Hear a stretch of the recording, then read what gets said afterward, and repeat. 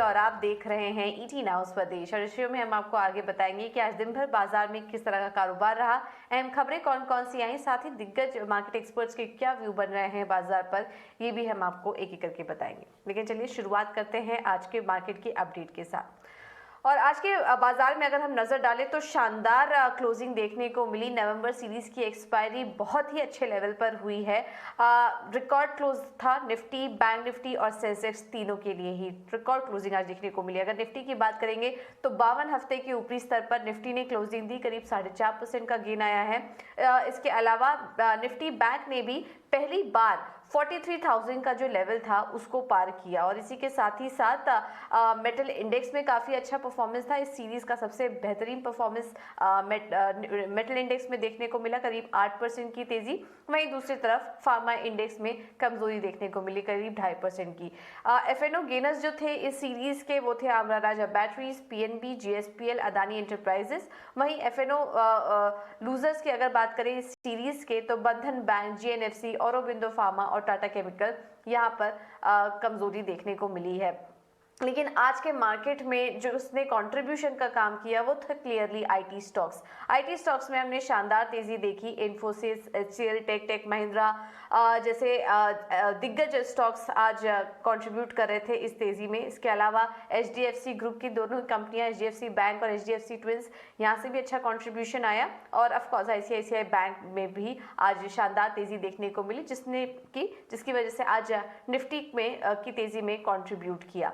Nifty के कुछ और परफॉर्मर की बात करें तो अपोलो हॉस्पिटल आज लगातार 2 दिनों से चल रहा था। 4.5% की क्लोजिंग यहाँ पर देखने को मिली। इसके अलावा एचडीएफसी लाइफ, बीपीसीएल और टाटा कंज्यूमर जैसे स्टॉक्स आज दिन भर फोकस में थे। वहीं गिरने वाले शेयरों में Cipla, coal India, Kotak Mahindra bank, Tata motors, Bajaj Finserv जैसे स्टॉक्स थे जो कि हल्के लाल निशान में आज कारोबार करते हुए नजर आए। लेकिन इंडेक्स स्पेसिफिक अगर एक्शन देखेंगे तो क्लियरली आज के परफॉर्मर था आईटी स्टॉक्स। और उसके बाद हमने देखा कि चुनिंदा पीएसयू और ऑटो स्टॉक से भी काफी अच्छा यहाँ पर सपोर्ट देखने को मिला। कंज्यूमर ड्यूरेबल इंडेक्स आज हल्के लाल निशान में बंद हुए, लेकिन आईटी और ऑयल एंड गैस शेयरों से काफी अच्छा कंट्रीब्यूशन देखने को मिला। जिस तरह से कच्चे तेल में के अभाव में कमी आई है उसका क्लियरली फायदा आज चुनिंदा ऑयल एंड गैस काउंटर्स में भी देखने को मिला है। इसके अलावा कुछ खबरों वाले स्टॉक्स पर नजर डालेंगे जहां पर कि आज दिन भर एक्शन था। वो था टाटा कंज्यूमर का शेयर। आज बिस्लेरी की डील के बाद हमने देखा, जब ये खबर आई, 3% तक की तेजी यहाँ पर देखने को मिली। और आज निफ्टी के टॉप परफॉर्मर्स में भी नाम शामिल था और काफी ज्यादा फायदा इस डील के बाद टाटा कंज्यूमर को होने की बात की जा रही है। दूसरा था अपोलो हॉस्पिटल। यहाँ पर लगातार हम तेजी देख रहे हैं और जो ब्रोकरेज हाउस की रिपोर्ट भी आ रही हैं वो भी काफी पॉजिटिव हैं, जिसके चलते आज का टॉप परफॉर्मर था Apollo hospital.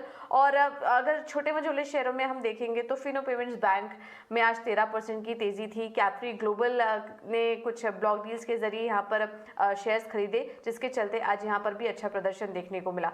Mid cap space में और एक्शन देखेंगे तो आज परफॉर्म करते हुए नजर आए GSPL, Indoco remedies, Avanti feeds, Sharda crop care, Redington, ये कुछ ऐसे स्टॉक्स थे जहां पर की अच्छी तेजी देखने को मिली। तो ये था मार्केट का पूरा अपडेट आपके लिए। और काफी शानदार क्लोजिंग, निफ्टी 216 अंकों पर और बैंक निफ्टी करीब 340 अंकों की क्लोजिंग आज यहाँ पर देखने को मिली है। तो चलिए ये तो था मार्केट का एक्शन। लेकिन अब आगे बढ़ते हैं और इस मार्केट पर दिग्गज एक्सपर्ट्स का क्या कहना है ये भी आपको एक एक करके सुनवा देते हैं। और इंक्रेड एएमसी के सीईओ मृणाल सिंह ने हमसे खास बातचीत में कहा कि ऑटोमोबाइल को लेकर ग्राहकों का नजरिया बदला है। उन्होंने कहा कि ऑटो सेक्टर का भविष्य काफी ग्रीन होगा। ऑटो और ऑटो एंसिलरी में कंबाइन करके इस बारे में बात करूंगा। ऑटो में कंज्यूमर बिहेवियर शिफ्ट आया है और ये हमने लास्ट कंज्यूमर बिहेवियर शिफ्ट 2012-13 में देखा था। जैसे कि पिछले स्पीकर बोल रहे थे, वो डीजल की तरफ था पहले, अभी डीजल से थोड़ा अलग जा रहा है। मेरे ख्याल से क्लियरली 2-3 मूल चीजें जो चेंज हुई हैं। दो सिग्निफिकेंट बड़े फॉरेन ओईएम अपने प्लांट शट किए पिछले 2-3 साल में, बिकॉज उनका बिजनेस वायबल नहीं था। इसने कुछ स्पेस वेकेट करी और कुछ डोमेस्टिक प्लेयर्स ने वो मार्केट शेयर को कैप्चर किया। जो मॉडल्स और फ्यूल कॉम्बिनेशन में जो लॉन्च हुए हैं, जिसमें मैं कहूँगा ईवीज का एक अच्छा खासा पोर्टफोलियो अब अवेलेबल है मार्केट में। पहले ईवीज अवेलेबल नहीं थी, खाली हम सुनते थे उस बारे में, विदेशी बाजार में मिलती थी।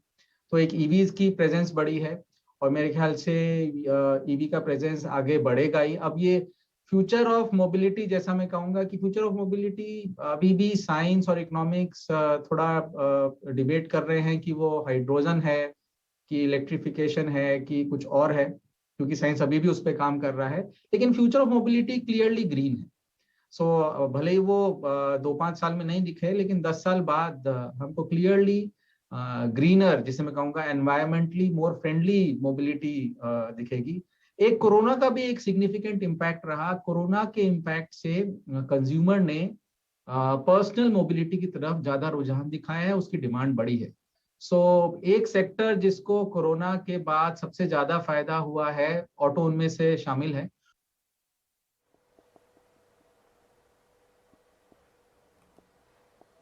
बिल्कुल। तो ये थे मृणाल सिंह बाजार पर अपनी राय देते हुए। चलिए अब आगे बढ़ते हैं और फोकस करते हैं ऑयल मार्केटिंग कंपनियों पर।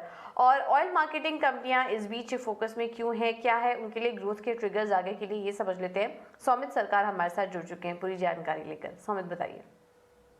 रशियन क्रूड अगर हम देखें तो अभी करीब 62 से 63 डॉलर प्रति बैरल के आसपास ट्रेड कर रहा है, जो कि करीब 20 डॉलर प्रति बैरल के ज़्यादा के डिस्काउंट पे है ब्रेंट क्रूड के सामने, जो कि एशिया का बेंचमार्क है। और G7 नेशंस ने भी जो प्राइस कैप लगाया है रशियन क्रूड पे, वो करीब 65 टू 70 डॉलर के आसपास का है।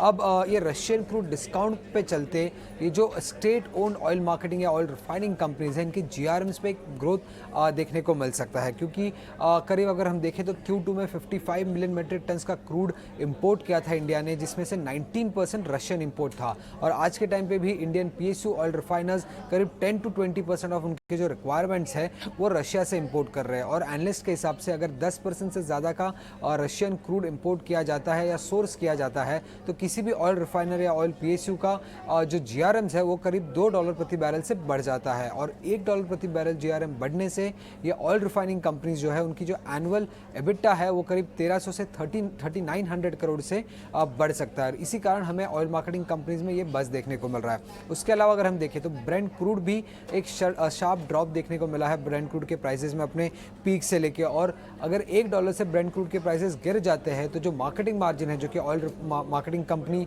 पेट्रोल और डीजल बेच के कमाती है वो करीब 40 पैसे प्रति लीटर से बढ़ जाता है। तो ये दो कारणों की वजह से हमें ऑयल मार्केटिंग कंपनीज में ये बस देखने को मिल रहा है। बट नेगेटिव साइड पे अगर हम देखें तो ये सडन ड्रॉप हुआ है क्रूड प्राइस से, इससे शायद ऑयल मार्केटिंग कंपनीज एक बड़ा इन्वेंट्री लॉस रिपोर्ट कर सकते हैं। तो पॉजिटिव साइड में रिफाइनिंग और मार्केटिंग बिजनेस दोनों में अप मूव देखने को मिल सकते हैं रिजल्ट्स में और फाइनेंशियल्स में। बट नेगेटिव साइड पे ये इन्वेंट्री लॉसेस का एक ओवरहैंग रह सकता है ऑयल मार्केटिंग कंपनीज पे। ऑलराइट, बहुत बहुत शुक्रिया सौमित आपका ये सारी जानकारी देने के लिए। ये तो इस वजह से हम देख रहे हैं कि ऑयल मार्केटिंग कंपनियां इस बीच फोकस में हैं और कुछ ग्रोथ ट्रिगर्स सौमित आपको